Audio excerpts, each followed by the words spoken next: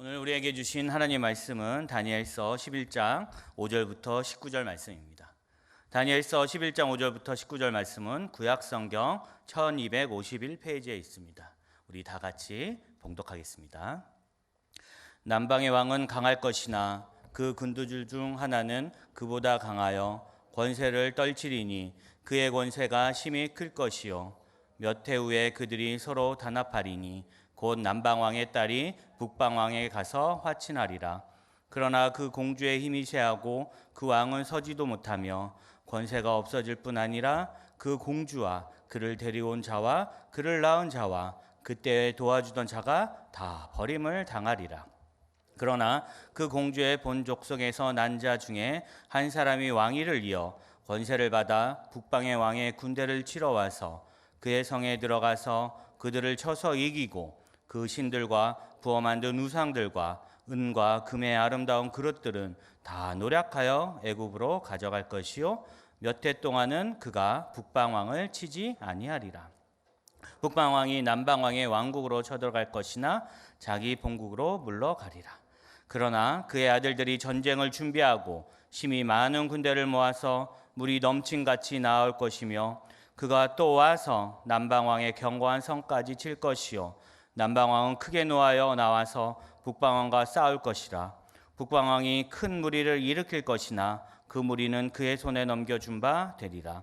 그가 큰 무리를 사로잡은 후에 그의 마음이 스스로 높아져서 수만 명을 엎드려뜨릴 것이나 그 세력은 더하지 못할 것이요 북방왕은 돌아가서 다시 군대를 전보다 더 많이 준비하였다가 몇 해 후에 대군과 많은 물건을 거느리고 오리라. 그때 여러 사람이 일어나서 남방왕을 칠 것이요 내 백성 중에서도 포악한 자가 스스로 높아져서 환상을 이루려 할 것이나 그들이 도리어 걸려 넘어지리라. 이에 북방왕은 와서 토성을 쌓고 견고한 성읍을 정념할 것이요 남방 군대는 그를 당할 수 없으며 또 그가 택한 군대라도 그에 당할 힘이 없을 것이므로 오직 와서 치는 자가 자기 마음대로 행하리니 그를 당할 사람이 없겠고 그는 여호와의 땅에 설 것이요 그의 손에는 멸망이 있으리라. 그가 결심하고 전국의 힘을 다하여 이르렀다가 그와 하친할 것이요 또 여자의 딸을 그에게 주어 그의 나라를 망하게 하려 할 것이나 이루지 못하리니 그에게 무익하리라.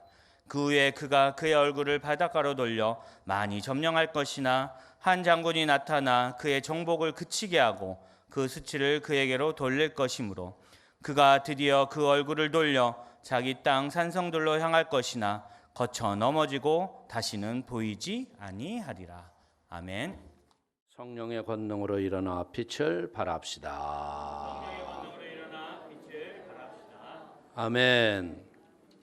오늘 우리 다니엘서 11장 5절에서 19절의 말씀을 가지고 탐욕과 멸망이라는 제목으로 은혜를 나누기를 원합니다.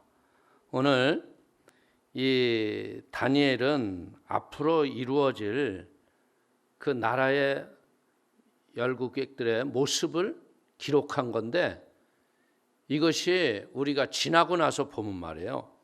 어떻게 이렇게 정황부호하게 보았는지 몰라요. 이런 것을 보고 우리는 하나님의 계시는 정황무오한 것을 우리가 깨닫고 말씀을 따라 믿음으로 순종하며 하나님의 진리를 따라 은혜의 승리가 있게 되기를 축원을 드립니다. 자, 5절 6절 우리 한번 또 읽어볼까요? 남방의 왕들은 강할 것이나 그 군주들 중 하나는 그보다 강하여 권세를 떨치리니 그의 권세가 심히 클 것이요 몇 해 후에 그들이 서로 단합하리니 곧 남방왕의 딸이 북방왕에게 가서 화친하리라.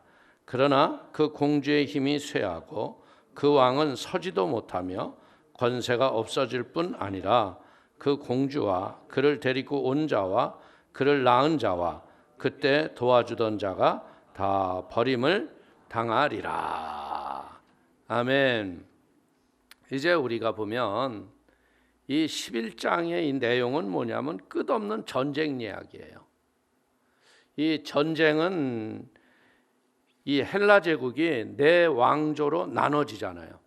톨레미, 셀티쿠스, 카산더, lysimakus 왕조가 여러분들 이렇게 나눠져 가지고 이 셀티쿠스와 시리아와 톨레미 곧 애굽 사이의 전투에 대한 이 예언을 지금 말하고 있거든요. 그래서 이 셀티쿠스하고 톨레미는 150년에 걸친 긴 전쟁을 함으로 인해서 엄청난 재산 피해와 희생이 발생하게 돼요. 그러면 우리가 역사 속에서 이 전쟁은 왜 이렇게 멈추지 않을까? 지구촌에서 보면요, 전쟁이 멈췄던 날이 거의 없어요. 역사에서 끝없는 전쟁들이 계속되거든요. 왜? 그 전쟁은 단 하나예요. 인간의 끝없는 탐욕. 왜? 힘이 좀 있으면요, 힘없는 애 거를 그냥 뺏어오잖아요. 지금도 지금 이 세계에서 지금 중국과 미국이 계속 패권 싸움을 하고 있잖아요. 왜 그럴까요? 결국은 미국이 세계의 패권을 중국에게 넘겨주지 않겠다는 거예요. 그래서 9.11 테러 이후로부터 미국은요, 의사들은요, 외국인들은 못 들어가요. 미국 시민에 한해서만 의사가 돼요. 그런데 얼마 전에 어떻게 되느냐? 중국 출신 아이들은 이제 공대도 못 가요. 왜? 공대의 모든 기술을 다 뽑아가기 때문에 심지어 공대 다니는 애들도 집으로 가라고 보내버렸어요. 왜? 결국은 학교에서 밑에 교수 밑에서 연구하고 그 노력했던 애들이 그 모든 걸 다 알아가잖아요. 지금 보세요. 중국이 반도체가 그냥 갑자기 한국을 쫓아오고 있죠. 왜 그럴까? 삼성, LG에서 일하는 애들 다 뽑아갔어. 근데 이제 더 비참한 게 뭐냐면 얘네들이 데리고 갈 적에는요, 3년 계약인데 여기에 연봉에 몇 배, 3, 4배를 준다고 그러는 거예요. 10년을 보장한다고 그러고. 그런데 어떤 사람 뉴스에서 보니까 가서 석 달 만에 기술 싹 빼더니 잘라버렸어요. 그러니까 우리가 이 마지막 시대가 되면서 느끼는 게 뭐냐면 어떻게 보자면 이게 보이지 않는 총성 없는 전쟁을 하고 있는 거거든요. 기술의 전쟁. 이제 앞으로 보세요. 앞으로는 인공지능 시대가 와요. 그래가지고 여러분들이 병원에 가면 사람 의사가 진단하는 게 아니고 지금 가천병원에는 왓슨이라는 외과 의사가 있어요. 로봇 의사. 근데 얘가 진단하면 중병 환자 98%를 정확하게 진단한대. 그러니까 어떤 일이 생겼냐면 서울에서 예전에는 가천병원 주변에 살던 사람들이 수도권 5개 병원, 이 큰 병원에 와서 암을 검사했거든요. 근데 지금은 글로 안 가고 서울에 있는 사람들이 가천병원을 찾아가서 내 병이 뭐요? 물어보는 거예요. 참 미국에서 지금 일어나고 있는 일들은요, 우리가 상상할 수 없는 일들이 일어나요. 로펌 회사에서 여러분들 그렇게 열심히 공부했던 변호사 하려고 했던 애들이요, 수없이 잘려나가요. 왜? 인공지능 로펌을 데리고 왔는데 얘는 그냥 순간에 판단을 해버리는 거야. 순간에 판단해가지고서 결론을 딱 내리는데 100%야, 100%. 거의. 그러니까 인간 변호사가 자리가 있겠어, 없겠어요? 없어져요. 하다못해 증권가에서요. 여러분들 증권가에서 그렇게 여러분들 미국의 수재라고 했던 아이들이 그렇게 증권가의 그 탑 자리에 들어가면 말이에요, 연봉이 이루 말할 수가 없을 정도로 돈을 많이 벌어요. 그런데 600명의 그 인재를 어느 날 인공지능 들여놓고요, 2명 남기고 다 잘라버렸대요. 지금 이 시대에는요, 보이지 않는 이제 기술 전쟁이 우리에게 붙은 거예요. 그러나 이 옛날에는 못 되는 거예요. 이 옛날에는 그냥 주먹 전쟁이에요. 힘 있는 사람은 이기는 거야. 그래서 어떻게 보자면 우리가 이 땅에서 타락한 인간이 이기적인 탐욕은요, 왜 이렇게 돼요? 하나님으로부터 떨어져 나갔기 때문에 그래요. 그래서 우리는 이 땅이 진정으로 참된 평화와 하나님의 안정을 원한다면요, 우리가 먼저 무엇 해야 돼요? 우리 모두가 예수 그리스도를 나의 구세주로 믿고 하나님의 형상이 회복되어야 할 걸 믿기를 축원을 드립니다.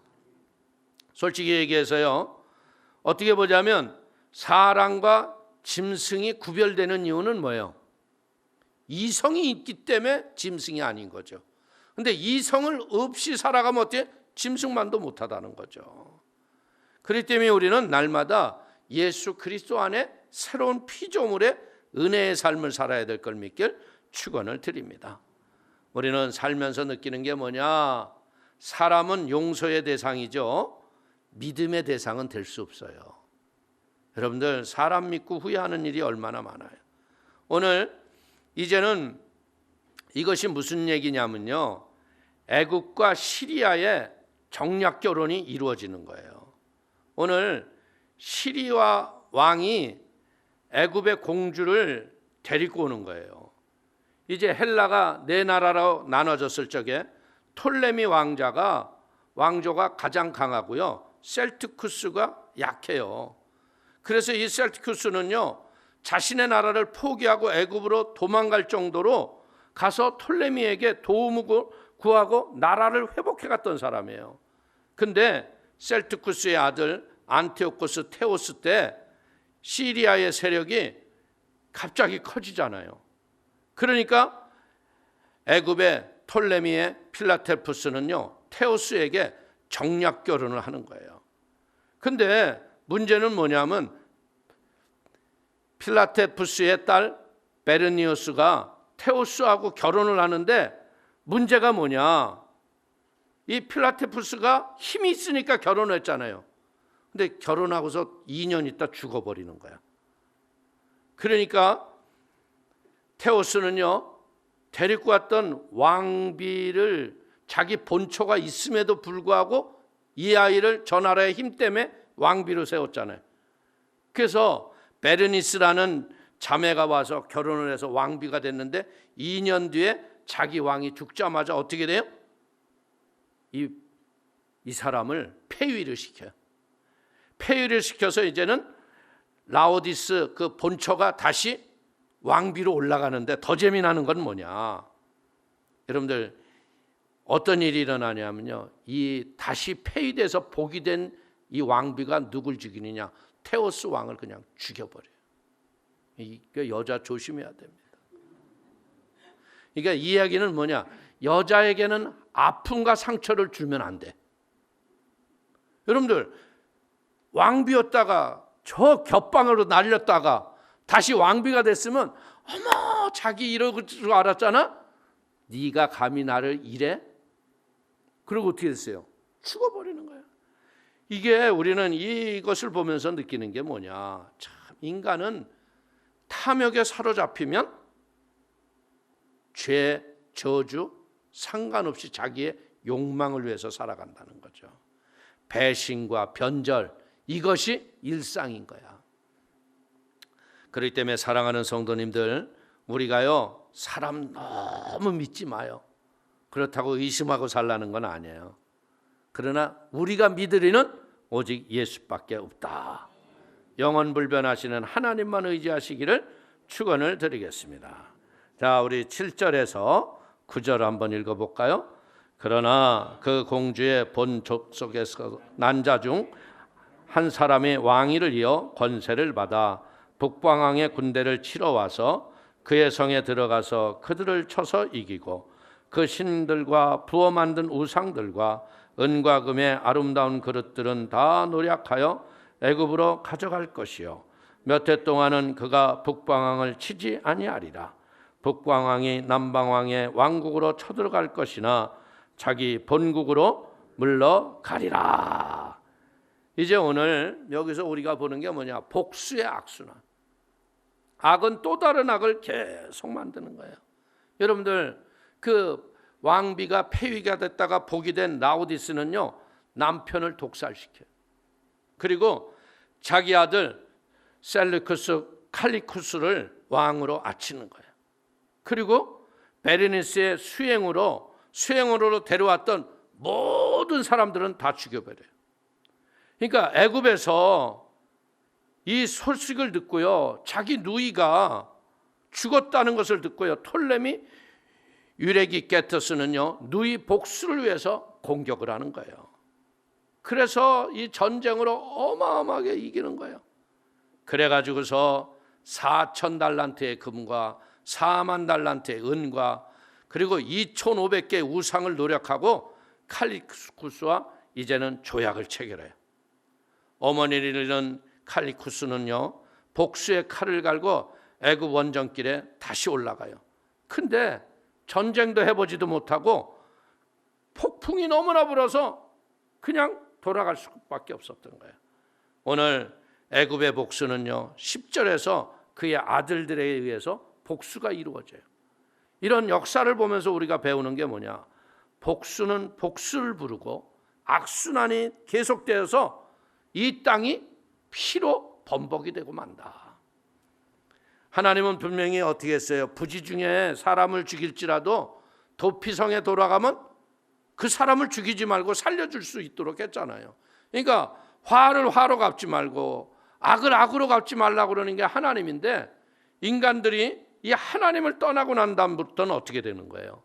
서로가 죽이고 멸망과 탐욕으로 스스로 다 죽음의 골짜기로 들어가는 거예요. 그렇기 때문에 우리는 여기서 뭘 배우느냐, 참 하나님은 우리가 죄를 회개하기만 하고 그 죄를 용서를 구하기만 하면 우리를 자녀 삼으시고 우리로 하나님의 복을 주시니까 우리가 믿음으로 날마다 승리하며 살아가게 되시기를 축원을 드리겠습니다. 자, 10절에서 12절 한번 보겠습니다. 그러나 그의 아들들이 전쟁을 준비하고 힘이 많은 군대를 모아서 물이 넘친같이 나올 것이며 그가 또 와서 남방왕의 견고한 성까지 칠 것이요 남방왕은 크게 노하여 나와서 북방왕과 싸울 것이라. 북방왕이 큰 무리를 일으킬 것이나 그 무리는 그의 손에 넘겨준 바 되리라. 그가 큰 무리를 사로잡은 후에 그의 마음이 스스로 높아져서 수만 명을 엎드려 드릴 것이나 그 세력은 더하지 못할 것이요. 오늘 우리는 삶 속에서요 교만이 언제 들어올까요? 교만은 언제 들어오냐면 우리가 일시적으로 성공했다라고 야 내가 해냈구나 했을 적에 나도 모르게 쑥 들어오는 게 교만이에요. 근데 이 교만에 빠지면 어떻게 해요? 영구적인 패망의 선봉 수치밖에 없음을 알기를 축원을 드립니다. 오늘 여기 시리아의 칼리니쿠스의 아들들과 애굽의 톨레미 필로파테르와 톨레미 에피파네스 간의 이 전쟁에 관한 얘기거든요.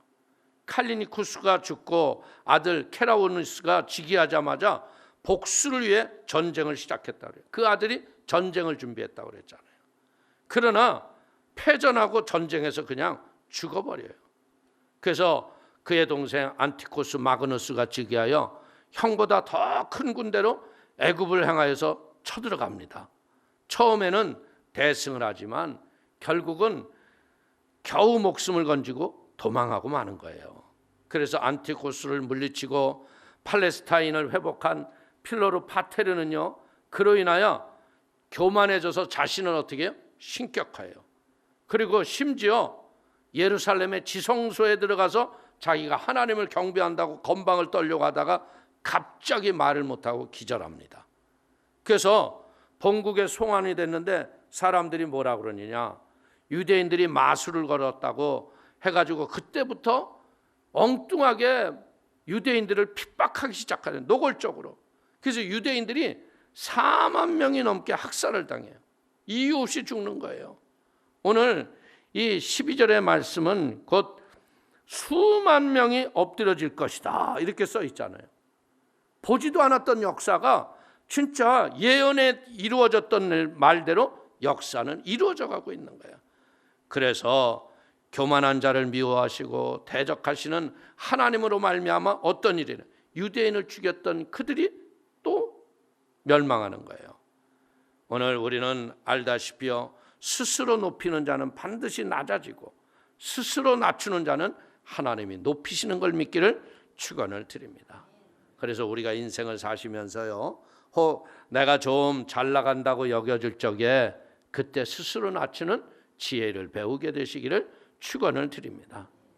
따지고 보자면요, 이 세계의 역사가 흘러가는 걸 보면요, 하나님의 역사로 흘러가는 거예요.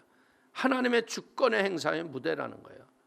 요즘에 지금 우리가 알지 못하는 저 아프가니스탄의 전쟁, 시리아의 난민, 왜 이런 일이 터키에서 그 사람들이 막 이럴까? 근데 그게 따지고 보니까요, 하나님이 영혼을 구원하시는 방법이 전쟁이더라고. 또 하나가, 그 전쟁터가 일어나면 반드시 그 전쟁과 함께 들어가는 게 뭐냐면 복음을 든 믿음의 사람들이 그들의 구제하고 전쟁 난민 이런 거 돕는다고 해서 들어가서 그들은 또 거기서 복음을 증거하잖아요. 여러분들 아프가니스탄 같은 경우에는 만약에 전쟁이 일어나지 않았더라면 복음이 들어갈 수 없는 아주 이슬람의 강국이죠. 근데 그 나라에도 지금 많은 복음이 들어가서 많은 영혼들이 구원을 얻고 있다는 거예요. 그러니까 우리는 이런 것을 보면서 느끼는 게 뭐냐, 이 이방 나라의 전쟁 피싸움도 결국은 아무렇게나 이루는 게 아니라 하나님의 주권과 섭리 속에서 이루어지는구나. 그래서 여러분들 역사를 뭐라고 그래요? 히스토리라고 그러잖아요. 이게 플러스는 뭐예요? His story, 그의 이야기. 그러니까 여러분들이 역사가 궁금하면요, 진짜 성경을 열심히 파보면 역사의 미래가 우리 앞에 오게 돼 있어요. 참 기가 막힌 것 중에 하나가 뭐예요? 지금 코로나로 이렇게 이제 전염병이 전 세계를 장악을 하잖아요. 그러니까 지금 제일 많이 나오는 이야기 중에 하나가 무슨 이야기가 나오고 있어요? 에? 사람들을 통제해야 한다. 사람들이요, 이제 자기 마음대로 이 코로나가 걸리면요 어떻게 되는 줄 알아요?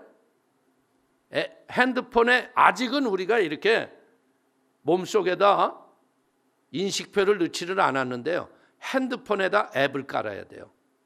그래서 자기의 동선 하나하나를 다 밝혀야 돼. 그래서 이제 사람들이 지금 자꾸 뭐 하자고 그래요? 이럴 게 아니고 칩 하나 넣어서 우리 건강을 전부 체크하자. 세계 여행을 어떻게 하더라도 이 사람 여기 이거 하나만 딱 들여다보면 이 사람이 병력이 그대로 다 나오는 거예요. 이 사람은 당뇨가 있고 고혈압이 있고 혈압 먹고 뭐 지병으로는 뭐가 있고, 어떻게 보면 이게 의학적으로는 괜찮은 것 같잖아요. 그런데 이것이 다 뭐 하는 거예요? 이게 기가 막힌 게 뭐냐면 하나님이 뭐라 그랬어요? 너의 말씀을 미간의 폐에 손목에 매어 바라보게 해라 그랬잖아요. 근데 마귀는 뭐 한다고요? 이마에 표회를 찍어 인침을 받게 만든다. 그러니까 여러분들이 이 성경을 보면서 우리는 무엇을 봐야 돼? 성경을 잘 보고 우리가 마지막 때 진짜 주님 붙잡고 믿음으로 승리하는 지혜가 있게 되기를 축원을 드립니다. 자, 13절에서 16절 한번 볼까요? 북방왕은 돌아가서 다시 군대를 전보다 더 많이 준비하였다가 몇 해 후에 대군과 많은 물건을 거느리고 오리라. 그때 여러 사람들이 일어나서 남방왕을 칠 것이요, 내 백성 중에서도 포악한 자가 스스로 높아져서 환상을 이루려 할 것이나 도리어 걸려 넘어지리라. 이에 북방왕은 와서 토성을 쌓고 견고한 성읍을 점령할 것이요, 남방 군대는 그를 당할 수 없으며 또 그가 택한 군대라도 그를 당할 힘이 없을 것이므로 오직 와서 치는 자가 자기 마음대로 행하리니 그를 당할 사람이 없겠고 그는 영화로운 땅에 설 것이요 그의 손에는 멸망이 있으리라. 아멘. 오늘 항상 보자면요, 이 애굽이 그때만 해도 굉장히 힘 있는 나라거든요. 그러니까 안티오쿠스 3세와 동맹 세력들이 애굽을 침공하러 가는 거예요. 근데 그 사이에 유대인들이 뭐를 하냐면, 야, 우리가 독립을 좀 추구하자. 우리가 포로로 잡히고 이런 괴로움과 어려움 속에서 그랬을 적에 이들이 뭐라고 얘기하냐면 포악한 자들이라. 도적들의 아들들의 의미로 써요. 포악한 자는 도적들의 아들들로 법과 질서를 지키지 않는 무법자, 파괴와 폭력을 일삼는 포악자라고 표현을 한 것은요, 이들의 삶은 뭐예요? 하나님의 뜻은 전혀 묻지도 않는 거예요. 자신의 허영심과 사사로운 목적과 개인의 유익을 위해서만 살아갔다는 거예요.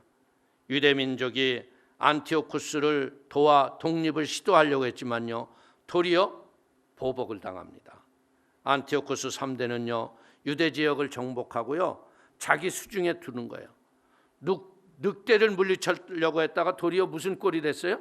사자를 끌어들인 격이 된 거예요. 하나님의 뜻을 묻지 않고 정욕을 따라 행하면 도리어 인생은 고난만 가중이 된다. 그렇기 때문에 살면서요, 우리가 제일 힘든 것 중에 하나가 뭐예요? 하나님의 뜻인지 아닌지. 이거 구별하기가 어렵잖아요. 그럴 때 우리가 어떻게 하면 되는 거예요? 기도로, 지속적으로 기도를 하시고요, 주의 평안이 있고 하나님이 마음에 주시는 은혜를 따라 믿음으로 행동하기를 주의 이름으로 축원을 드리겠습니다. 자, 17절 한번 볼까요? 그가 결심하고 전국의 힘을 당하여 이를 얻다가 그와 화친할 것이요, 또 여자의 딸을 그에게 주어 그의 나라를 망하게 하려 할 것이나 이루지 못하리니 그에게 무익하리라. 여러분들, 잠언에 그랬잖아요. 사람이 마음으로 계획할지라도 그 걸음을 인도하시는 이는 야훼 하나님이시라. 여러분들, 애굽을 먹어 치우려는 시리아의 안티쿠스 마그누스의 계획이 실패로 돌아가는 것을 우리에게 보여주는 거예요. 팔레스타인에서 애국군을 몰아낸 안티오쿠스 마그누스는요, 이제 애굽의 본토마저 차지하려고 원정을 나가는데, 그때 자기도 생각하지 못했던 로마가 밀고 올라오는 거예요. 그래서 안티오쿠스는요, 울며 겨자 먹기식으로 애굽하고 화친하고 그냥 철수할 수밖에 없는 거예요. 로마의 그 강한 군대를 어찌할 수가 없는 거예요. 그래서 12살의 딸 클레오파트라를 애굽의 5세 왕과 결혼을 시켜요. 근데 이게 웃기는 게 뭐냐면, 이렇게 갔으면 아버지의 뜻을 따라 애굽을 좀 움직여야 되잖아요. 근데 이 시집간 딸이 아버지의 뜻과 상관없이 도리어 대적하고 덤벼드는 거예요. 그러니까 여러분들, 이게 아버지하고 딸이지요. 그리고 조금 전에는 누구예요? 본초 폐위했다가 다시 했더니 그 사람이 죽이잖아. 그러니까 사람 믿어도 되겠어, 안 되겠어? 그렇다고 여러분들, 가족을 또 못 믿고 어이구 이러면 안 되는 거고, 이 세상에 예수밖에 있는 사람들은 이럴 수밖에 없다는 걸 성경이 우리에게 가르쳐 주는 거예요. 결국요, 하나님의 계획은요, 로마가 세계를 정복하는 게 하나님의 계획이었기 때문에 이들이 헬라가 무너지는 과정들을, 그러니까 스스로 왜 힘이 약해집니까?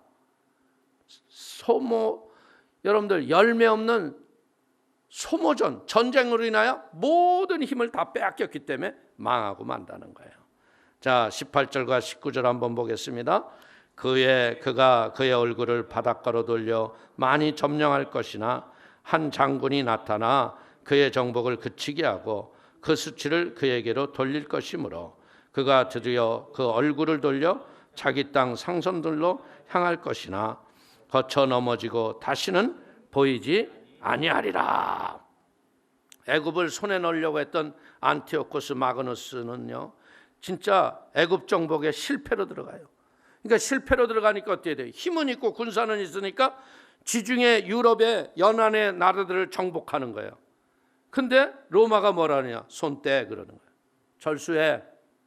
그러니까 말을 듣지 않으니까 어떻게 돼요? 로마의 그 유명했던 카르타고의 장군 한니발이 그냥 포에니 전쟁에서 이들을 쓸어버리는 거예요. 그래가지고서 터키 지역에서 이들은 대패를 하고 굴욕적인 조약을 체결합니다. 그리고 죽음을 당하고 아들이 볼모로 잡혀가 파멸로 끝난다는 거예요. 근데 오늘 우리는 이게 굉장히 역사의 전쟁 이야기이기 때문에 우리가 이게 내 나라 역사도 아니잖아요. 근데 이 나라의 역사가 누가 죽이고 누가 어떻게 되고 이게 중요한 게 아니라 오늘 우리가 배워야 될 것은 무엇을 배워야 되느냐?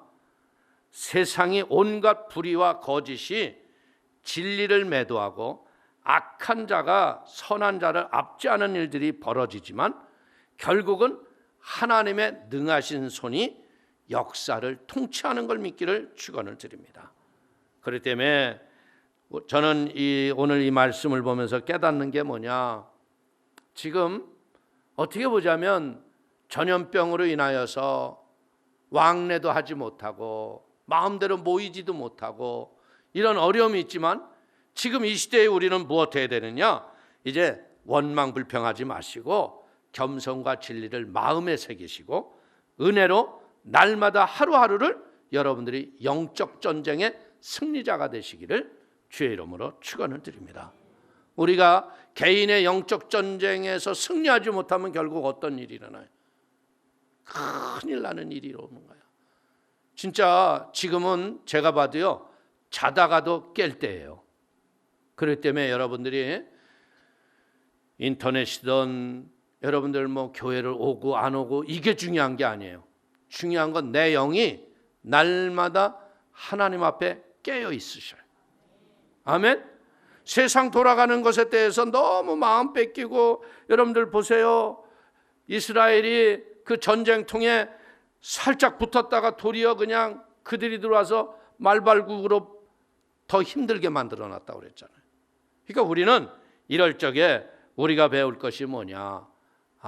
말씀을 묵상하고 매일매일 하나님과 내 안에 계신 성령의 음성을 들을 줄 아는 거룩함이 여러분들에게 삶 속에 넘치게 되기를 축원을 드립니다.